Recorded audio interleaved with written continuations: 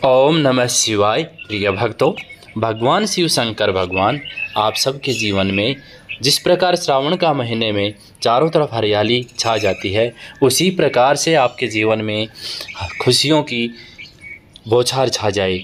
हर प्रकार से आपके घर परिवार में हंसी खुशी और रिद्धि सिद्धि बनी रहे।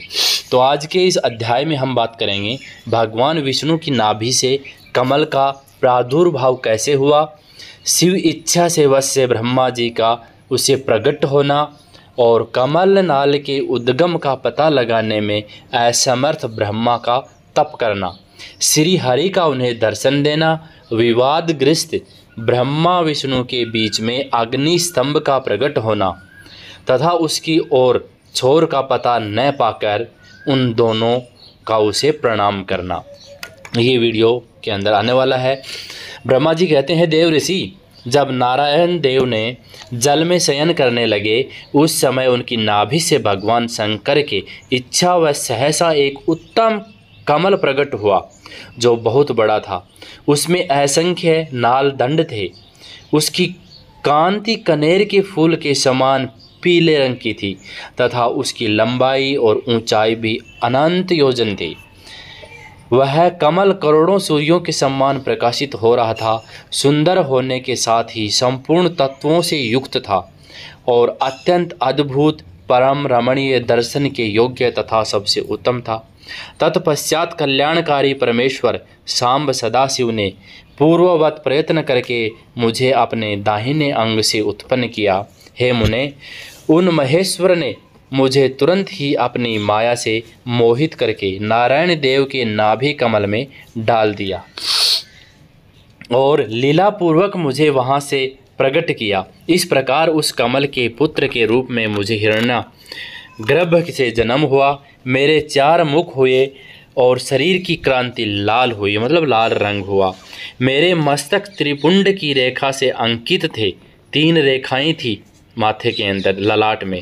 हे तात, भगवान शिव की माया से मोहित होने के कारण मेरी ज्ञान शक्ति इतनी दुर्बल हो रही थी, मतलब कमज़ोर हो रही थी कि मैंने उस कमल के सिवा दूसरे किसी को अपने शरीर का जनक या पिता नहीं जाना। मैं कौन हूँ, कहाँ से आया हूँ और मेरा कार्य क्या है, मैं किसका पुत्र होकर उत्पन्न हुआ हूँ और किसने इस समय मेरा निर्माण किया है। इस प्रकार संशय में पड़े हुए मेरे मन में यह विचार उत्पन्न हुआ कि मैं किस लिए मोह में पड़ा हुआ हूँ। जिसने मुझे उत्पन्न किया है उसका पता लगाना तो बहुत सरल है। इस कमल पुष्प का जो पत्र युक्त नाल है, उसका उद्गम स्थान इस जल के भीतर नीचे की ओर है। जिसने मुझे उत्पन्न किया है वह पुरुष भी वही होगा, इसमें संशय नहीं है। क्योंकि वो इस प्रकार समझने लगे कि एक बच्चा पैदा होता है तो उसका नाल जिससे जुड़ा होता है वही उसके माता होती है, उसी प्रकार से मतलब उसी से वो उत्पन्न हुआ है। यही चीज़ सोच करके और वो आगे क्या करते हैं, ऐसा निश्चय करके मैंने अपने को कमल से नीचे उतारा। हे मुने, मैं उस कमल की एक एक नाल में गया और सैकड़ों वर्षों तक वहाँ भ्रमण करता रहा, किंतु कहीं भी उस कमल के उद्गम का उत्तम स्थान मुझे नहीं मिला। मतलब सैकड़ों वर्षों तक, बहुत काफ़ी समय तक वो उसमें घूमते रहे। तब पुनः संशय में पड़कर मैं उस कमल पुष्प पर जाने को उत्सुक हुआ और नाल के मार्ग से उस कमल पर चढ़ने लगा। इस तरह बहुत ऊपर जाने पर भी मैं उस कमल के कोष को न पा सका। उस दशा में मैं और भी मोहित हो गया। हे मुने, उस समय भगवान शिव की इच्छा से परम मंगलमयी उत्तम आकाशवाणी प्रकट हुई जो मेरे मोह का विध्वंस करने वाली थी। उस वाणी ने कहा, तब कि आप तपस्या करो। उस आकाशवाणी को सुनकर मैंने अपने जन्मदाता पिता का दर्शन करने के लिए उस समय पुनः प्रयत्नपूर्वक 12 वर्षों तक घोर तपस्या की। तब मुझ पर अनुग्रह करने के लिए ही 4 भुजाएं और सुंदर नेत्रों से सुशोभित भगवान विष्णु वहाँ सहसा प्रकट हो गए। उन परम पुरुष ने अपने हाथों में शंख, चक्र, गदा और पद्म धारण कर रखे थे। उनके सारे अंग सजल जलधर के समान श्याम कांति से सुशोभित थे, मतलब नीले रंग के थे। उन परम प्रभु ने सुंदर पीताम्बर पहन रखा था उनके मस्तक पर, सिर पर आदि अंगों में मुकुट आदि महामूल्यवान आभूषण सोना चांदी से सुशोभित थे। उनका मुखारविंद प्रसन्नता से खिला हुआ था, उनका मुंह एकदम प्रसन्नचित्त था। मैं उनकी छवि पर मोहित हो रहा था। वे मुझे करोड़ों कामदेवों के समान मनोहर दिखाई दिए। उनका वह अत्यंत सुंदर रूप देखकर मुझे बड़ा आश्चर्य हुआ। वे सांवली और सुनहरी आभा से उद्भासित हो रहे थे। उस समय उन सदसत्व रूप सर्वात्मा चार भुजा धारण करने वाले महाबाहु नारायण देव को वहाँ उस रूप में अपने साथ देखकर मुझे बड़ी खुशी हुई। तदंतर उन नारायण देव के साथ मेरी बातचीत चालू हुई। भगवान शिव की लीला से वहाँ हम दोनों में कुछ विवाद छिड़ गया। इसी समय हम लोगों के बीच में एक महान अग्नि स्तंभ ज्योतिर्मय लिंग प्रकट हुआ। मैंने और विष्णु जी ने क्रमशः ऊपर और नीचे जाकर उसके आदि अंत का पता लगाने के लिए बड़ा प्रयत्न किया, परंतु हमें कहीं भी उसका और छोर नहीं मिला। मतलब ना ऊपर से पता लगा कितना ऊंचा है और न ये पता लगा कि नीचाई में कितना गहरा है। मैं थककर उस पर नीचे लेट आया और भगवान विष्णु भी उसी तरह नीचे से ऊपर आकर मुझसे मिले। हम दोनों शिवजी की माया से मोहित थे। श्री हरि ने मेरे साथ आगे पीछे और अगल बगल से परमेश्वर शिव को प्रणाम किया। फिर वे सोचने लगे, यह क्या वस्तु है?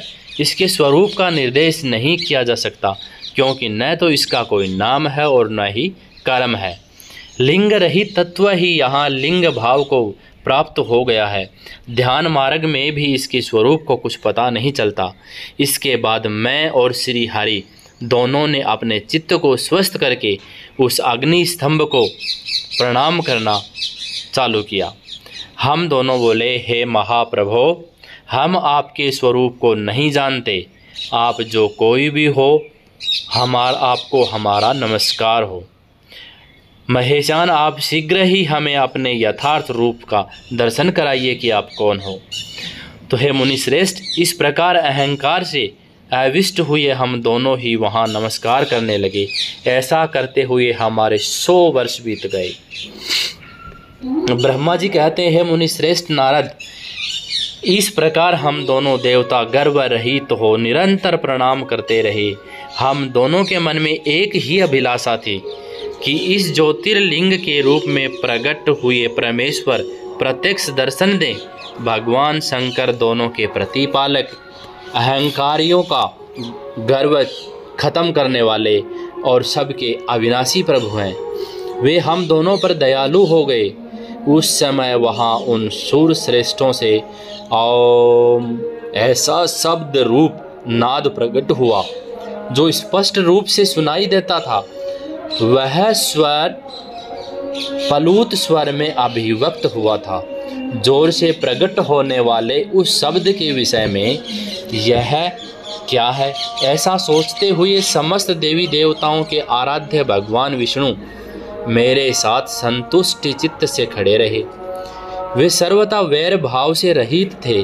उन्होंने लिंग के दक्षिण भाग में सनातन आदि वर्ण आकार का दर्शन किया, उत्तर भाग में ऊकार का, मध्य भाग में मकार का और अंत में ओम इस नाद का साक्षात दर्शन एवं अनुभव किया।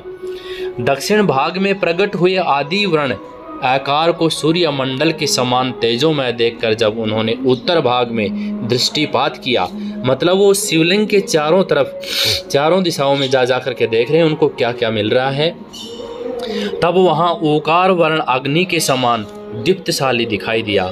हे मुनिश्रेष्ठ, इसी तरह उन्होंने मध्य भाग में मैं के नाम का स्वर सुनाई दिया। चंद्रमंडल के समान उज्ज्वल कांति से प्रकाशमान देखा। तदंतर जब उसके ऊपर दृष्टि डाली तब शुद्ध स्फटिक मणि के समान निर्मल प्रभा से युक्त तुर्यातीत अमल निष्कल निरुपद्रवय अद्वितीय शून्यमय ब्रह्मा और आरंभ के भेद से रहित ब्रह्मा अनंतर भेद से युक्त जगत के भीतर और बाहर स्वयं ही स्थित आदि मध्य और अंत से रहित आनंद के आदि करण तथा सबके परम आश्रय सत्य, आनंद एवं अमृत स्वरूप पर ब्रह्मा का साक्षात्कार किया। उस समय श्री हरि यह सोचने लगे कि यह अग्नि स्तंभ यहाँ कहाँ से प्रकट हुआ है। हम दोनों फिर इसकी परीक्षा करने लगे। मैं इस अनुपम अनलम नीचे जाऊँगा, ऐसा विचार करते हुए श्री हरि ने वेद और शब्द दोनों के आवेश से युक्त विश्वास आत्मा शिव का चिंतन किया। तब वहाँ एक ऋषि प्रकट हुए जो ऋषि समूह के परम सार रूप माने जाते हैं। उन्हीं ऋषि के द्वारा परमेश्वर श्री विष्णु ने जाना कि इस शब्द ब्रह्मा में शरीर वाले परम लिंग के रूप में साक्षात पर ब्रह्मा स्वरूप महादेव जी ही हैं। यह यहाँ प्रकट हुए हैं। ये चिंता रहित रुद्र हैं, जहाँ जाकर मन सहित वाणी उसे प्राप्त किए बिना ही लौट आती है। उस पर ब्रह्म परमात्मा शिव का वाचक एकाक्षर प्रणव ही है। वे इसके वाच्यार्थ रूप हैं। वह परम कारण, सत्य, आनंद एवं अमृत स्वरूप परात्पर पर ब्रह्मा एकाक्षर वाच्य हैं। प्रणव के एक अक्षर आकार से जगत के बीजभूत अन्न जन्मा भगवान ब्रह्मा का बोध होता है। उसके दूसरे एक ओकार से परम कारुण रूप श्री हरि का बोध होता है और तीसरे एक अक्षर मकार से भगवान नील लोहित शिव का ज्ञान होता है। ऐकार सृष्टि करता है, ओकार मोह में डालने वाला है और मकार नित्य अनुग्रह करने वाला है। प्रधान और पुरुष के भी ईश्वर जो महेश्वर हैं, वे बीज और योनि भी हैं। उन्हीं को नाद कहा गया है। उनके भीतर सबका समावेश है, मतलब सब कुछ उनके अंदर समा जाता है। बीजी अपनी इच्छा से ही अपने बीज को अनेक रूपों में विभक्त करके स्थित है। इन बीजी भगवान महेश्वर के लिंग से आकार रूप बीज प्रकट हुआ, जो उकार रूप योनि में स्थित होकर सब और बढ़ने लगा। वह सुवर्णमय अंड के रूप में ही बताने योग्य था। उसका और कोई विशेष लक्षण नहीं लक्षित होता था। वह दिव्य अंड अनेक वर्षों तक जल में ही स्थित रहा। तदंतर 1000 वर्ष के बाद उस अंड के 2 टुकड़े हो गए। जल में स्थित हुआ वह अंड अजन्मा ब्रह्मा जी की उत्पत्ति का स्थान था और साक्षात महेश्वर के आघात से ही फूटकर 2 भागों में बट गया था। उस अवस्था में उसका ऊपर स्थित हुआ सुवर्णमय कपाल बड़ी शोभा पाने लगा। वहीं धूलोक के रूप में प्रकट हुआ तथा जो उसका दूसरा नीचे वाला कृपाल था, वहीं वह 5 लक्षणों से युक्त पृथ्वी है। उस अंड से चतुर्मुख ब्रह्मा उत्पन्न हुए, जिसकी कै संज्ञा है। वे समस्त लोकों के रचयिता हैं। इस प्रकार वे भगवान महेश्वर ही उ, ऐ और मैं इन त्रिविध रूपों में वर्णित हुए हैं। इसी अभिप्राय से उन ज्योतिर्लिंग स्वरूप सदाशिव ने ओम ऐसा कहा। यह बात यजुर्वेद के श्रेष्ठ मंत्र में कहते हैं।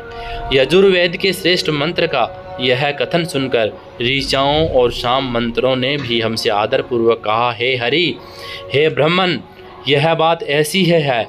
इस तरह है देवेश्वर शिव को जानकर श्री हरि ने शक्ति संभूत मंत्रों द्वारा उत्तम एवं महान अभ्युदय से शोभित होने वाले उन महास्वर देव का स्तुवन किया। इसी बीच में मेरे साथ विश्व पालक भगवान विष्णु ने एक और भी अद्भुत एवं सुंदर रूप देखा। हे मुने, वह रूप 5 मुखों और 10 भुजाओं से अलंकृत था। उसकी कांति कपूर के समान एकदम सफ़ेद गोरे रंग था और वह नाना प्रकार की छटाओं से छविमान और भांति भांति के आभूषणों से विभूषित थे। उस परम उदार महापराक्रमी और महापुरुष के लक्षणों से संपन्न अत्यंत उत्कृष्ट रूप का दर्शन करके मैं और श्री हरि दोनों कृतार्थ हो गए, खुश हो गए। तत्पश्चात मैं परमेश्वर भगवान महेश प्रसन्न हो अपने दिव्य शब्दमय रूप को प्रकट करके हंसते हुए खड़े हो गए। आकार उनका मस्तक और आकार ललाट है। ईकार दाहिना और ईकार बायां नेत्र है। ऊकार को उनका दाहिना और ओकार को बायां कान बताया जा रहा है। एकार और सर्वव्यापी प्रभु की ऊपरी ओष्ठ हैं। कै आदि 5 अक्षरों उनके दाहिने 5 हाथ और च आदि 5 अक्षर बाएं 5 हाथ। ट आदि और त आदि 5 अक्षर उनके पैर हैं। शरीर की 7 धातुएं, हकार उनकी नाभि है और क्षार को मूढ़ मूत्रेंद्रिय कहा गया है। इस प्रकार निर्गुण एवं गुण स्वरूप परमात्मा के शब्दमय रूप को भगवती उमा के साथ देखकर मैं और श्री हरि दोनों कृतार्थ हो गए।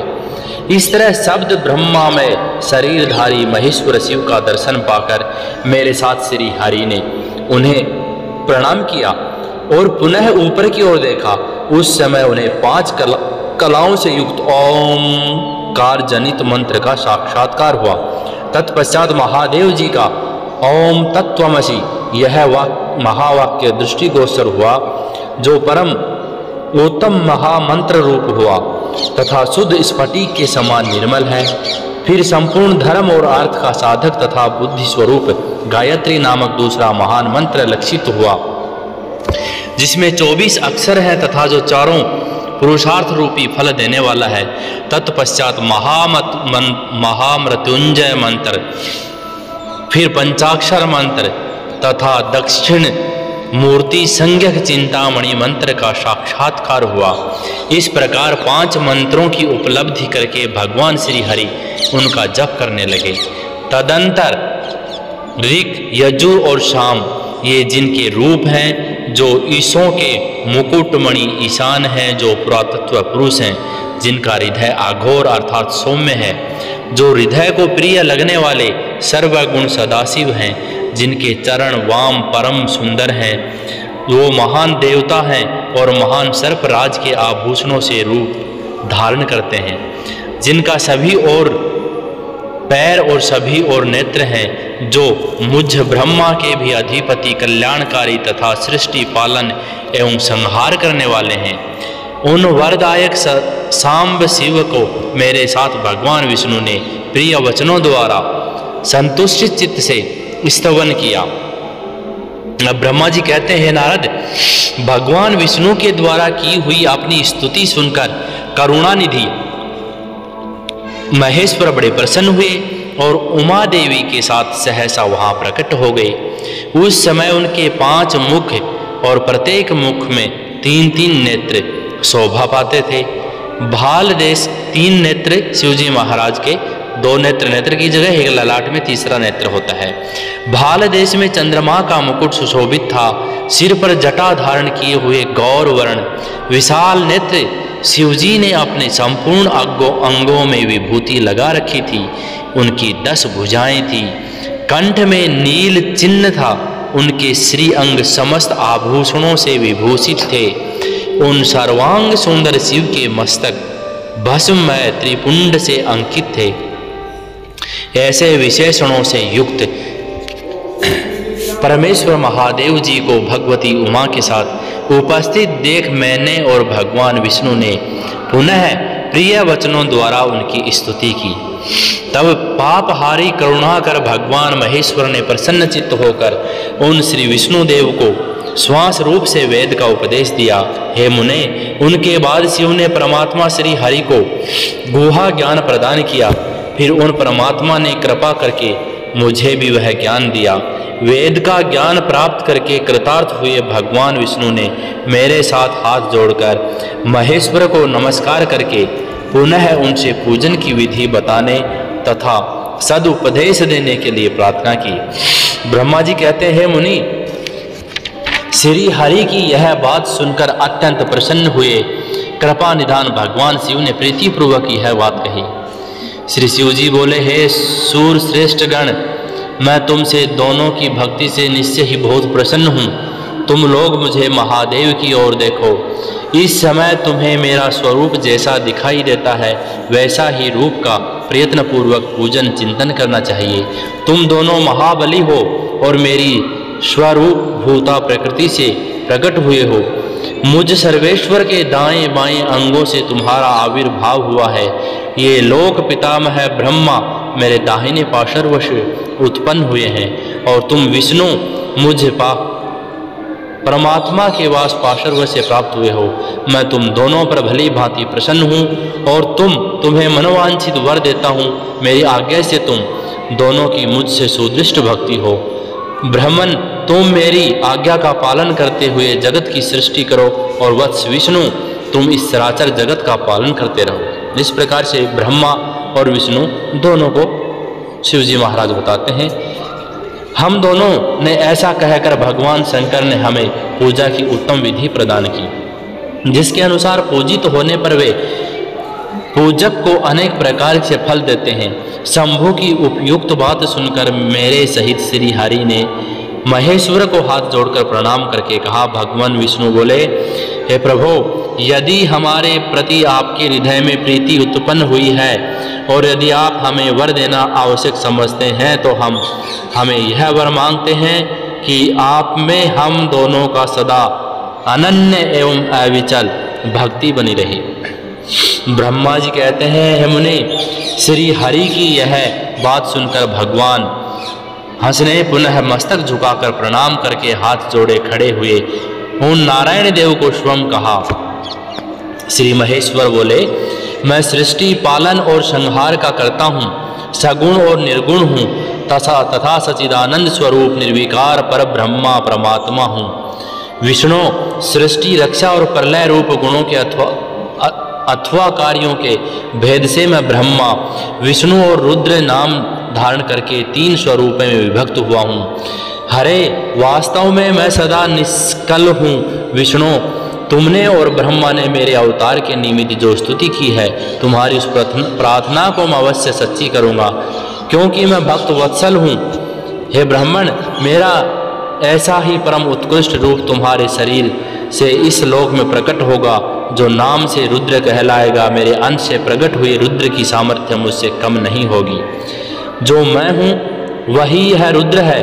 पूजा की विधि विधान की दृष्टि से भी मुझसे और मुझ में कोई अंतर नहीं है। जैसे ज्योति का जल आदि के साथ संपर्क होने पर भी उसमें स्पर्श दोष नहीं लगता, उसी प्रकार मुझ निर्गुण परमात्मा को भी किसी संयोग से बंधन नहीं प्राप्त होता। यह मेरा शिवरूप है।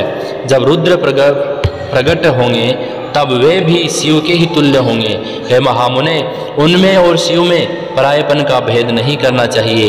वास्तव में एक ही रूप सब जगत में व्यवहार निर्वाह के लिए दो रूपों से विभक्त हो गया है। अतः शिव और रुद्र में कभी भी भेदभाव नहीं करनी चाहिए। वास्तव में सारा दृश्य ही मेरे विस्तार से शिव रूप है। मैं, तुम, ब्रह्मा तथा जो ये रुद्र प्रकट होंगे वे सब के सब एक रूप हैं। इसमें भेद नहीं है। भेद मानने पर अवश्य ही बंधन होगा, तथापि मेरा शिव रूप ही सनातन है। यही सदा सब रूपों का मूलभूत कहा गया है। यह सत्य ज्ञान एवं अनंत ब्रह्मा है। ऐसा जानकर सदा मन में मेरे यथार्थ का स्वरूप का दर्शन करना चाहिए। हे ब्राह्मण, सुनो, मैं तुम्हें एक गोपनीय बात बता रहा हूँ। मैं स्वयं ब्रह्मा जी की भ्रकुटी से प्रकट होऊंगा। गुणों में भी मेरा प्राकट्य कहा गया होगा। जैसा कि लोगों ने कहा है, हर तामस प्राकृतिक है। वास्तव में उस स्वरूप में अहंकार का वर्णन हुआ है। उस अहंकार को केवल तामस ही नहीं, वैकारिक भी समझना चाहिए। यह तामस और सात्विक आदि भेद केवल नाम मात्र का है, वस्तुतः नहीं है। वास्तव में हर को तामस नहीं कहा जा सकता। हे ब्राह्मण, इस कारण मैं तुम्हें ऐसा करना चाहिए। तुम तो इस सृष्टि के निर्माता बनो और श्री हरि विष्णु इसका पालन करें, तथा मेरे अंश से प्रकट होने वाले जो रुद्र हैं वे इसका प्रलय करने वाले होंगे। ये जो उमा नाम से विख्यात परमेश्वरी प्रकृति देवी है, इन्हीं की शक्ति भूता वाग देवी ब्रह्मा जी का सेवन करेंगी। फिर इन प्रकृति देवी से वहाँ जो दूसरी शक्ति प्रकट होंगी वे लक्ष्मी रूप से भगवान विष्णु का आश्रय लेंगी। तदंतर पुनः काली नाम से जो तीसरी शक्ति प्रकट होंगी वे निश्चय ही मेरे अंशभूत रुद्रदेव को प्राप्त होंगी। वे कार्य की सिद्धि के लिए वहाँ ज्योति रूप से प्रकट होंगी। इस प्रकार मैंने देवी को शुभ स्वरूपा पराशक्तियों का परिचय दिया। उनका कार्यक्रम से सृष्टि पालन और संहार का संपादन ही है। हे सूरश्रेष्ठ, ये सब की सब मेरी प्रिया प्रकृति देवी की अंशभूता हैं। हे हरे, तुम लक्ष्मी का सहारा लेकर कार्य करो। ब्राह्मण, तुमने प्रकृति की अंशभूता वाग देवी को पाकर मेरी आज्ञा का अनुसार मन से सृष्टि कार्य का संचालन करना चाहिए, और मैं अपनी प्रिया की अंशभूता प्रातपर कालिका आश्रय ले रुद्र रूप में प्रलय संबंधी उत्तम कार्य करूंगा। तुम सब लोग अवश्य ही संपूर्ण आश्रमों तथा उनमें भिन्न विविध कार्यों द्वारा चारों वर्णों से भरे हुए लोगों की सृष्टि एवं रक्षा आदि करके सुख पाओगे। हे हरे, तुम ज्ञान विज्ञान से संपन्न तथा संपूर्ण लोगों के हितैषी हो, अतः मेरी आज्ञा पाकर जगत में सब लोगों के लिए मुक्ति दाता बनो। मेरा दर्शन होने पर जो फल प्राप्त होता है वही तुम्हारा दर्शन होने पर भी होगा। मेरी यह बात सत्य है, इसमें संशय नहीं है। मेरे हृदय में विष्णु है और विष्णु के हृदय में मैं हूँ। जो इस दोनों में अंतर नहीं समझता वही मुझे विशेष प्रिय है। श्री हरि मेरे बाएं अंग से प्रकट हुए, ब्रह्मा का दाहिने अंग से प्राकट्य हुआ है, और महाप्रलयकारी विश्वात्मा रुद्र मेरे हृदय से प्रादुर्भाव होंगे। हे विष्णु, मैं ही सृष्टि पालन और संहार करने वाले रज आदि त्रिविध गुणों द्वारा ब्रह्मा, विष्णु और रुद्र नाम से प्रसिद्ध हूँ। तीन रूपों में पृथक पृथक प्रकट होता हूँ। साक्षात शिव गुणों से भिन्न हैं। वे प्रकृति और पुरुष में भी बड़े हैं। अद्वितीय, नित्य, अनंत, पूर्ण और निरंजन पर ब्रह्मा परमात्मा है। तीनों लोकों का पालन करने वाले श्री हरि भीतर तमो गुण और बाहर सत्व गुण धारण करते हैं। त्रिलोक का संहार करने वाले रुद्रदेव भीतर से सत्व गुण और बाहर तमो गुण धारण करने वाले हैं, तथा त्रिभुवन की सृष्टि करने वाले ब्रह्मा जी बाहर और भीतर से रजोगुणी ही हैं। इस प्रकार ब्रह्मा, विष्णु तथा रुद्र इन तीन देवताओं में गुण है, परंतु शिव गुणातीत माने गए हैं। विष्णु, तुम मेरी आज्ञा से इस सृष्टिकर्ता पितामह का प्रसन्नता पूर्वक पालन करो। ऐसा करने से तीनों लोकों में पूजनीय हो जाओगे। तो प्रिय भक्तों, आज का यह वीडियो यहीं पे समापन होता है। मिलेंगे एक अगले वीडियो में, तब तक सब कमेंट बॉक्स में ओम नमः शिवाय जरूर लिखें। भगवान सदाशिव शंभु शिव शंकर बड़े भंडारी महाराज आप सबकी मनोकामना पूरी करें। ओम नमः शिवाय।